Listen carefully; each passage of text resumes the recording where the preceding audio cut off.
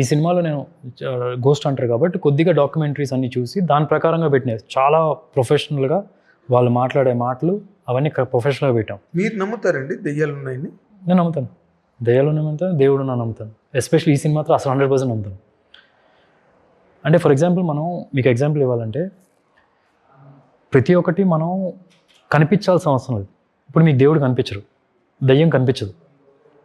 But నేను దయ్యాన్ని మీకు ఎలాగా ఫీల్ అవ్వచ్చు అని నేను చెప్తాను మీకు. అంటే ఫర్ ఎగ్జాంపుల్ పారానార్మల్ రీసెర్చర్స్తో వాళ్ళ దగ్గర డాక్యుమెంటరీ కానీ చూస్తే కనుక దేర్ ఆర్ సర్టన్ ఎక్విప్మెంట్స్. దయ్యం వచ్చి మనతో ఇలా మాట్లాడదు. షూర్గా మీకు కూడా ఎప్పుడో ఒకసారి దయ్యంతో ఇంటరాక్ట్ అయ్యి ఉంటుంది, మీరు నోటీస్ చేయలేదు. వాట్ ఇన్ కేస్ అయితే ఇప్పుడు మీకు ఎన్నోసార్లు కొన్ని చోట్లకి వెళ్ళినప్పుడు చెమట బాగా పట్టేస్తుంది, బ్రీదింగ్ ఉన్నట్టు హెవీ అవుతుంది, ఓకే, క్లాస్ట్రోఫోబిక్లా అనిపిస్తుంది, టెంపరేచర్ ఏదో మారిపోయినట్టు అనిపిస్తుంది. అట్లా ఎప్పుడు అనిపించిందా? ఎప్పుడు అనిపించలేదు. అయితే మీరు ఎప్పుడు హాంటెడ్ ప్లేస్కి వెళ్ళలేదు. ఎక్కడో ఒక చోట మీకు ఎక్కడో ఒక పల్స్ భయం ఎప్పుడు వేయలేదు మీకు? అస్సలు భయం అన్నదే తెలియదు నాకు. ఓకే, మీరైతే మీకు కూడా గుడి కట్టాలి. So okay, anyway I tell still నా ఎక్స్పీరియన్స్ చెప్తా. నా ఎక్స్పీరియన్స్ ప్లీజ్. దేవుడైనా సరే సేమేనండి. దేవుడు అంటే ఏం లేదు, పాజిటివ్ ఎనర్జీ. దయ్యం అంటే నెగిటివ్ ఎనర్జీ. దేవుడు అంటే ప్రేమ, భయం అంటే దయ్యం. ఇంతే. దీన్ని చేయడానికి కొన్ని ఆపరేటర్స్ ఉన్నాయి. ఇప్పుడు ఫర్ ఎగ్జాంపుల్ నేను నా ఎక్స్పీరియన్స్ చెప్తాను. నేను ఎన్నోసార్లు కొన్ని చోట్లకి వెళ్ళాను, ఎవరు లేని చోట ఉండాల్సి వచ్చింది. అప్పుడు నాకు టెన్షన్ వచ్చింది, భయం వేసింది, చెమటలు పట్టినాయి, ఉన్నట్టుండి బ్రీత్ పెరిగిపోతుంది. ఇక్కడ చల్లగా ఉంటుంది, అక్కడేమో ఉండదు. ఉన్నట్టుండి ఇలా కూర్చున్నప్పుడు ఏదో సౌండ్ వస్తుంది, ఏదో బల్లి వెళ్ళిందో లేకపోతే ఏదో ర్యాట్ వెళ్ళిందో అనుకుంటాం, లేకపోతే గాలి వలన ఏదో సౌండ్ వచ్చింది అనుకుంటాం. ఇప్పుడు నేను ఒక ఆపరేటర్స్ తీసుకొని వచ్చి గాలి ఉండదు కానీ సౌండ్ వస్తుంది అని నేను ప్రూవ్ చేశాను అనుకోండి, అప్పుడు that is where there is an entity. మనం నోటీస్ చేయం. ఇప్పుడు ఏంటంటే జనరల్గా ఈ పారానార్మల్ రీసెర్చర్స్ ఏదైనా హాంటెడ్ ప్లేస్కి వెళ్ళినప్పుడు ఇప్పుడు ఒక ఈఎంఎఫ్ మెషిన్ అని ఉంటుంది, ఆ మెషిన్ అక్కడ పెట్టి ఇక్కడ ఏమైనా ఎనర్జీ ఉందో లేదో చెక్ చేస్తారు. ఇక్కడ ఎవరైనా ఉంటే ఆ మెషిన్ దగ్గర రండి అని. కొన్నిసార్లు ఆ మెషిన్లో కొద్ది రీడింగ్ చూపిస్తుంది, కానీ ఆ మెషిన్లో రీడింగ్ చూపించడం కొన్నిసార్లు తప్పు కూడా అవుతుంది. ఎందుకంటే ఫర్ ఎగ్జాంపుల్ వాచ్ ఉన్నప్పుడు కూడా సమ్ ఎనర్జీ ఉంటుంది. So you have to be in a distance. So not ప్రతి ఒక్క వచ్చిన సౌండ్ దయ్యం ఉందని కాదు, ఏదో నీకు చెమట పట్టేసిన వెంటనే పల్స్ ఎక్కువ దయ్యం వచ్చినది కాదు, కానీ పాసిబిలిటీస్ దయ్యం వచ్చింది. If you have the right operators and the right people to check, to detect it. అంటే వాళ్ళు ఏంటంటే ఇప్పుడు సౌండ్ వచ్చినప్పుడు వాళ్ళు they try to detect from where is this sound coming. ఇప్పుడు మనం ఏంటంటే రీజన్గా ఏదో కదిలి ఉంటుంది, ఏదో చేరి ఉంటుంది, బల్లీలు ఉంటుంది, ఏదో అనుకుంటుంటాం. వాళ్ళు దే కన్సిడర్ ఎవ్రీథింగ్. ఇప్పుడు ఏంటి, ఇది పాత ఇల్లా, చెక్కతో కట్టిన ఇల్లా, ఓకే, చెక్కతో కట్టిన పాత ఇల్లు అయితే సౌండ్ వచ్చు, కాంక్రీట్తో ఉందనుకుందాం. సో అట్లా బేస్గా they take out few things and based on that ఆ వచ్చిన సౌండ్ని ఎంత రియల్గా ఉంది, ఎంత మనం ఎన్వైర్న్మెంట్ వలన రాలేదు. సో బేసికలీ అంటే అపరేషన్స్ అని పోల్టర్గిస్ట్ అని అంటారండి. అపరేషన్ అంటే పొగ రూపంలో మనకి దయ్యం కనిపించడం అంటే మనతో వచ్చి కూర్చొని అలా మాట్లాడడం కానీ అలా ఉండదు.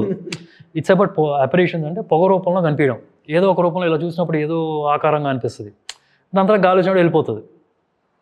అపరేషన్ పోల్టర్గిస్ట్ అన్నట్టు మనకు తెలియకుండానే ఉన్నట్టు చూస్తున్నప్పుడు ఉన్నట్టుండి ఏదో వస్తువు కదిలి పడిపోయింది, మనం గాలి వలన పడింది అనుకుంటాం. సో ఈ రకంగా మనతో కమ్యూనికేట్ చేస్తాయి. దానిలో ప్రతి ఒక్క గోస్ట్ ఏదో మనకి చెడు చేయాలని అనుకోవడం, దానిలో అంటే మంచి స్పిరిట్స్ ఉంటాయి, నెగిటివ్ స్పిరిట్స్ కూడా ఉంటాయి. So this is what I learn from this film. నేను ఇంత నాకు మేబీ నేను సినిమా బిఫోర్ చెప్పగలిగే ఉన్నాం కాదేమో అని. బట్ స్టడీలోకి వెళ్ళి ఆ డాక్యుమెంటరీస్ చూసినప్పుడు then I'm just trying to recollect, ఏదో ఆ రోజు ఇలా ఉంది, నేను అలా చూసాను, కొంతసేపు అలా అనిపించింది, కానీ నథింగ్ వాజ్ దేర్. ఆ టైప్లో కొన్ని ఫీలింగ్స్ ఉంటాయి, ఉన్నటువంటి పల్సీ టెంపర్. కానీ దాంట్లో తప్పు కూడా ఉంటాయి. కొన్నిసార్లు ఏంటంటే మన భయాన్ని వలన కూడా క్రియేట్ అవుతాయి.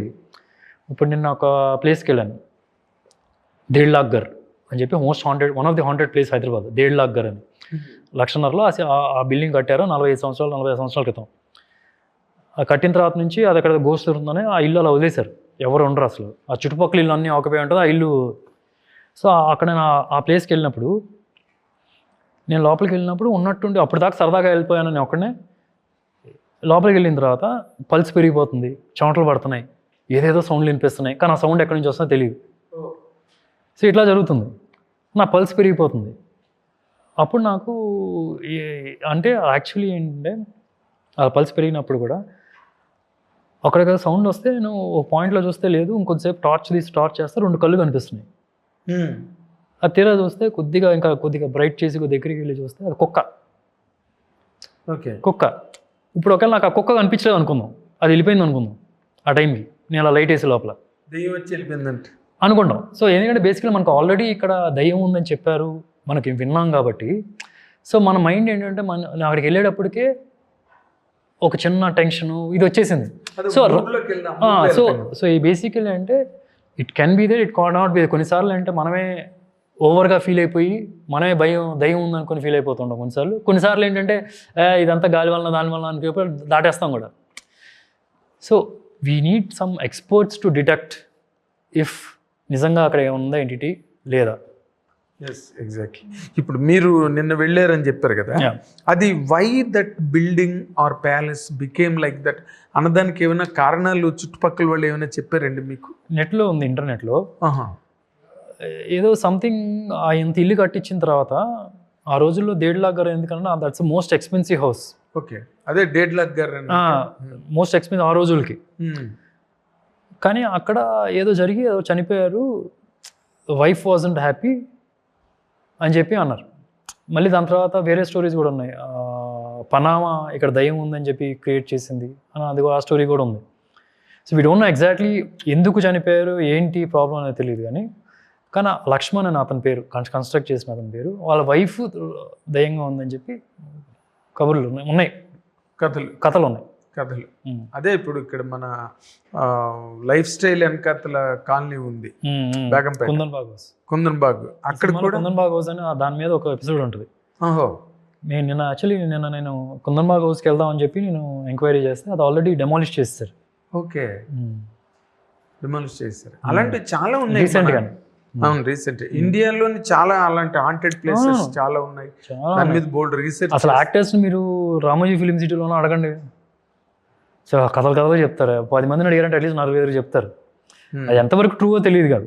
ఎందుకు ఆవిడ హిందీ యాక్ట్రెస్ కంగనా రనౌత్ ఎవరు somebody has made a complaint. ఎందుకు సోనాక్షి కూడా ఒక ఇంటర్వ్యూలో చెప్పింది, మా సినిమా ఇంటర్వ్యూలో కూడా షీ ఆల్సో ఫెల్ట్ సంథింగ్ అని. అంటే దట్స్ వాట్ ఐమ్ సేయింగ్, ఎవరో ఒకరు చెప్పుంటారు, వాళ్ళు నిజంగా అలా ఫీల్ అయ్యారో సంథింగ్ ఏదో.